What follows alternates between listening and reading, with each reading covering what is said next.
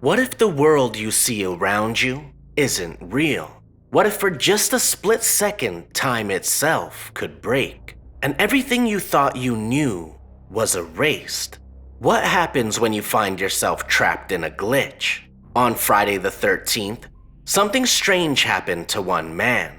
A glitch so bizarre, so impossible, it left him questioning everything.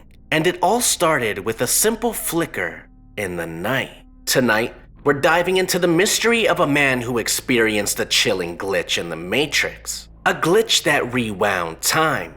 A glitch that bent reality. A glitch that brought him face to face with something no one should ever have to experience. Stick around, because this story isn't just a tale, it's a warning. A warning that the reality you're living in might not be as solid as you think. So what's really going on? Could time itself be breaking down? Or is there something much darker behind these unexplained glitches? If you enjoy videos like this, make sure you go ahead and like, subscribe, and hit that notification bell so you don't miss a video.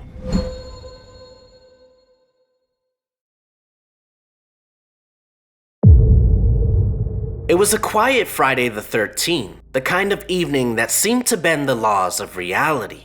For most people, it was just another night, but for Gary, something felt off.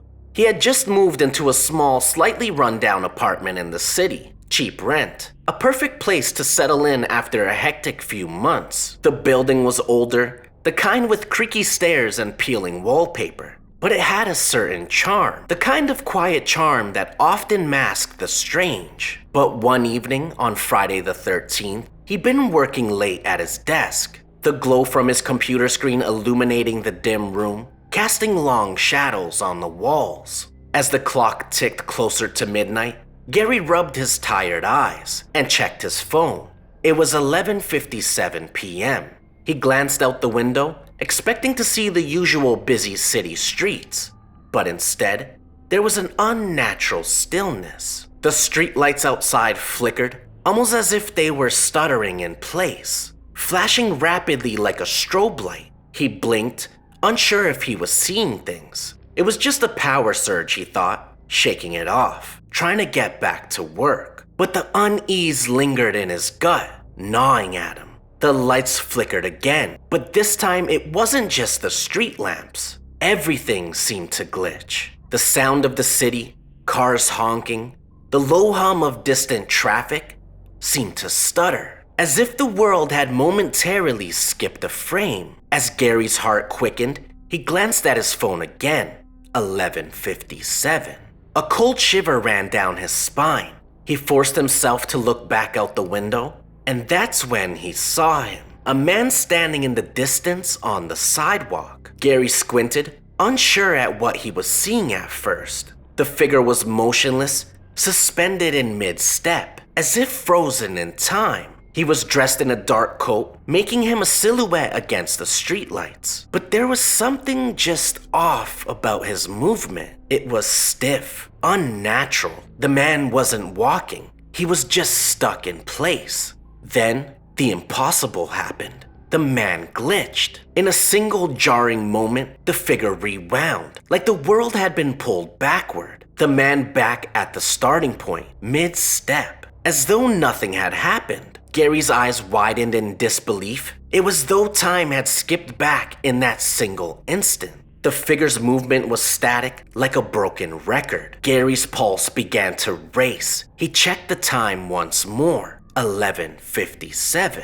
His brain struggled to process what he was seeing. Was it a trick of the eyes? A mirage? But then, the man did it again. He glitched, rewound in place, like the city's time had been caught in a loop, unable to break free. Gary's breath caught in his throat. He quickly grabbed his jacket and bolted from the apartment. His heart hammered in his chest as he ran down the stairwell, barely noticing the other tenants in the building. No one moved. No one spoke. They all stood as if they were frozen in time. A sense of dread began to grip him. He pushed open the door to the street and stepped out into the eerie silence. The city was still. No cars, no voices, only the soft hum of the wind and the occasional flicker of streetlights. Something was deeply wrong. He turned toward the man on the sidewalk, the same figure, standing motionless, his head tilted unnaturally as if observing him.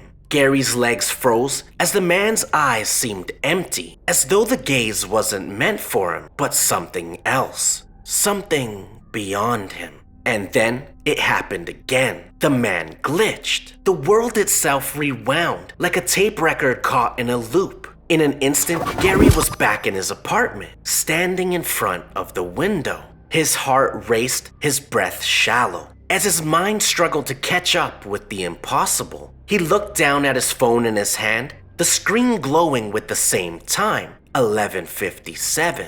It wasn't possible. Could it be? Gary rushed to the window again. He could see the street below, but everything seemed normal. The buildings, the streetlights, they were all in the exact same position they had been when he first looked out. But there was no sign of the man. His stomach began to turn. He knew he needed to get out. His mind raced as he began to question everything. Was this a dream? Had he slipped into some kind of nightmare? But before he could make sense of it, the clock on the wall froze. 11:57. He stared at the clock, his hands shaking. The second's hand was stuck, unmoving, as if it had been paused by some unseen force. Suddenly, the man appeared again, but this time not on the street, not in the distance either, right outside his window. But this time, he was closer, too close. His body was hunched, his face obscured in shadow,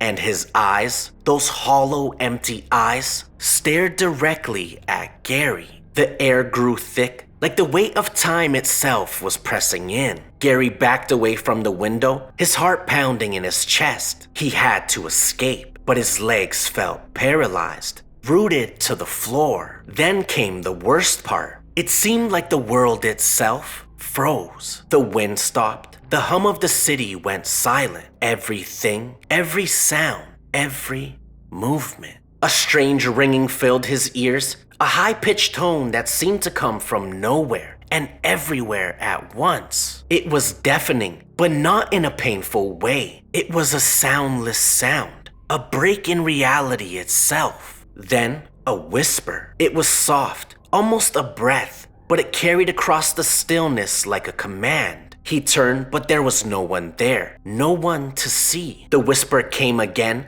closer and more clear this time. And before he could react,